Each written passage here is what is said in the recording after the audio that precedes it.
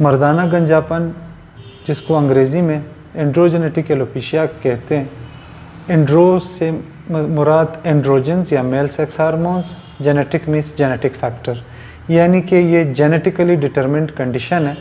और इसमें होता ये है कि टेस्टिस के अंदर एक हार्मोन है टेस्टोस्टेरॉन, उसका एक एक्टिव फॉर्म है डाईहाइड्रोटेस्टोस्टेरॉन या DHT। वो सर का जो ये वाला हिस्सा जिसको आम लोग नज़ला बोलते हैं, यहाँ पे बाल कम करता है वो हार्मोन और बॉडी पे बढ़ाता है। अब ये नौजवान है, यहाँ इसके बाल गिर रहे हैं और आप इसका देख सकते हैं, ज़रा आस्तीन खोलें, कितना हेरी है बॉडी वाइज, बहुत हेरी है। फीमेल्स में चूँकि टेस्टिस नहीं होती, उनमें ये हार्मोन इतने बड़े अमाउंट में नहीं बनता। हाँ, अगर उनमें भी गंजापन शुरू हो जाए तो कभी कभार उनमें टेस्टोस्टेरॉन और जो बाकी एंड्रोजन्स है वो ओवरीज के अंदर बनने लग जाते हैं या एड्रिनल ग्लैंड्स के अंदर बनते हैं, उनका भी गंजापन थोड़ा बहुत आ जाता है। इसके लिए कई ट्रीटमेंट ऑप्शंस हैं, मेडिसन है, स्प्रेज है, शैम्पूज़ है, सीरम्स हैं, बहुत कुछ है। इसके अलावा एक और ट्रीटमेंट ऑप्शन है जिसको PRP बोलते हैं। PRP का मतलब है प्लेटलेट रिच प्लाज्मा। प्लेटलेट्स खून के वो खुलिए जो अमूमन ब्लीडिंग को रोकते हैं, यानी कि प्लेटलेट्स के अंदर क्लॉटिंग फैक्टर्स हैं। अभी रिसेंटली पता चला है कि इसके अंदर ग्रोथ फैक्टर्स भी हैं जो कि हेयर ग्रोथ और बाकी उसमें डिसऑर्डर्स में भी हेल्प आउट करते हैं, लाइक ये आर्थराइटिस में, ये पेन मैनेजमेंट में और ये स्किन टाइटनिंग में भी यूज़ हो रहा है। सो PRP को बनाने के लिए आपके ब्लड से थोड़ा सा सैंपल ले लेते हैं, रग से थोड़ा सा ब्लड ले लेते हैं, उसको सेंट्रीफ्यूज करते उसे प्लेटलेट्स एक्सट्रैक्ट करते हैं और कुछ ख़ास ऐसे मेडिसन है जो इसके साथ मिला के हम सर में दोबारा इंजेक्ट करते हैं। अब सवाल ये पैदा होता है, लोग कहते हैं क्या PRP ख़तरनाक है?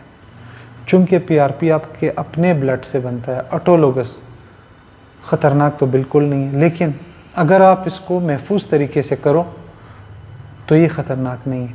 अगर आप इसमें दर्द वाले तरीके इस्तेमाल करते हो, पुराने टेक्निक्स इस्तेमाल करते हो, अगर आप इंसुलिन सिरिंज वगैरह इस्तेमाल करते हो, ये बड़ा पेनफुल हो जाता है। ये इंसुलिन सिरिंज है, 4 से 6 इंसुलिन सिरिंज जब आप इंजेक्ट करते हो तो मरीज़ जो है उसकी हालत गैर हो जाती है। वेज़ो वेगल शॉक हम बोलते हैं, उसमें चला जा सकता है, यानी कि मरीज़ बेहोश हो सकता है। दूसरी बात, पेन को कम करने के लिए कभी कभार यहाँ पे लोकल एनेस्थीसिया देना पड़ता है इंसुलिन सिरिंज वाले टेक्निक से। उसमें जो लोकल एनेस्थेटिक इस्तेमाल होता है उसको बोलते हैं लिडोकेन। कार्डियोटॉक्सिक है, यानी दिल पे असर करता है, उससे दिल का दौरा हो सकता है, कार्डिक अरेस्ट में मरीज़ जा सकता है, सडन डेथ हो सकती है, कार्डियो रिस्पायरेटरी सप्रेशन में जा सकता है।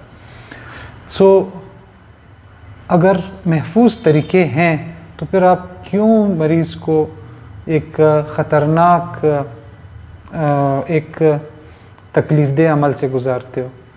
महफूज तरीके ये हैं कि आजकल इसके लिए लेटेस्ट, अब ये गन है, इसकी चूँकि प्राइस ज़्यादा है, ये हर जगह अवेलेबल नहीं है, इसलिए लोग मजबूरन ये 15 रुपए वाला सिरिंज इस्तेमाल कर लेते हैं।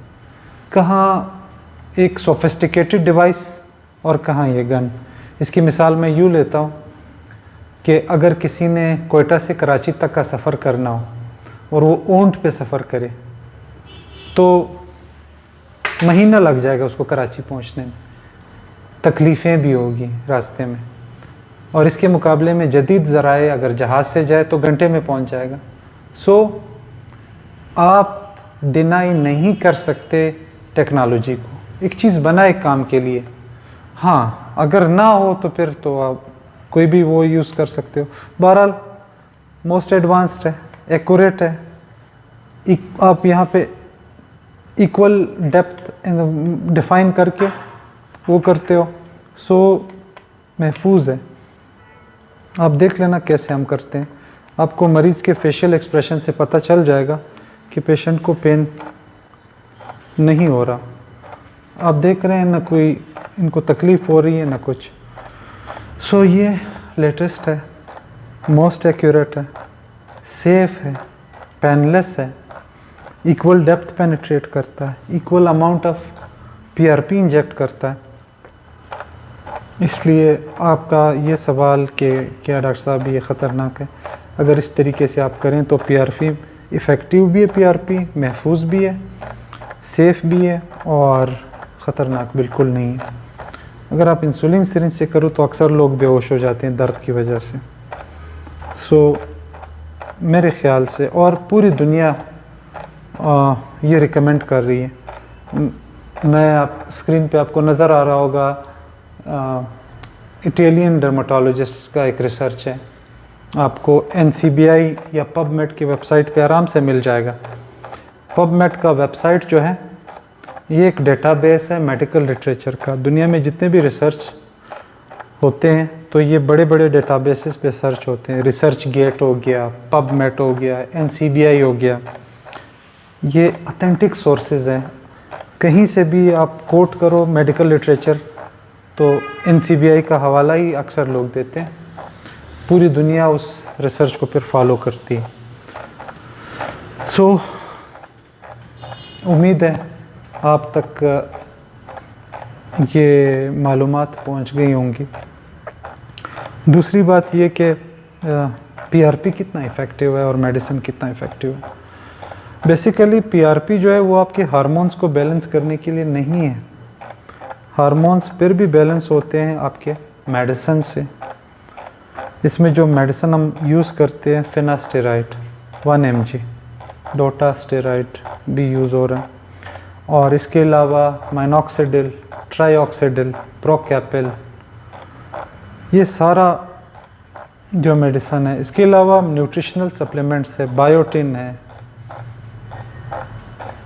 और भी बहुत कुछ है। सो ये जिंक है, सल्फ़र है, सेलेनियम है, ये सारा यूज़ हो रहा है बालों की रीग्रोथ में। इसमें पीआरपी का रोल इतना है जैसे आप किसी पौधे को खाद देते हो, दरख्तों को खाद देते हो, उसके साथ साथ आपको मेडिसिन मस्ट लेना चाहिए। दोनों जब आप यूज़ करते हो मेडिसिन और पीआरपी तो इसका इफ़ेक्ट 1 + 1 = 2 नहीं, 1 + 1 = 11 आ जाता है। यानी कि ये एक दूसरे के इफ़ेक्ट को, मेडिसिन और पीआरपी एक दूसरे के इफ़ेक्ट को इन्हांस करते हैं, स्ट्रेंथन करते हैं, सिनर्जिस्टिक इफ़ेक्ट आ जाता है। मैं मिसाल देता हूँ, अगर 10 लकड़ी के टुकड़े एक एक करके तो आप सारे तोड़ दोगे, लेकिन जब आप इकट्ठे रखोगे तो उसको तोड़ना मुश्किल हो जाएगा। क्यों? क्योंकि वो एक दूसरे के इफ़ेक्ट को बढ़ा रहे हैं। Similar is the case. So mails females दोनों के लिए इफ़ेक्टिव है। अक्सर सवाल लोग पूछते क्या फीमेल्स भी कर सकती हैं? बिल्कुल, पीआरपी फीमेल्स भी कर सकती हैं, उनमें भी इफ़ेक्टिव है। दोनों जेंडर्स में ये हो सकता है। आपने देखा हमने पीआरपी की, पेन भी नहीं हुआ पेशेंट को और पेशेंट बहुत रिलैक्स्ड है। आप उसकी बातें खुद सुन सकते हैं। आपको कितना पेन हुआ? बिल्कुल सर, फील नहीं हुआ मुझे कि मैंने कुछ किया है। मैं बिल्कुल मतलब होश में हूँ, मुझे अच्छा लगा। चलो, पीआरपी बिल्कुल अच्छी चीज़ है, हर कोई करवाए। Thank you. Thank you.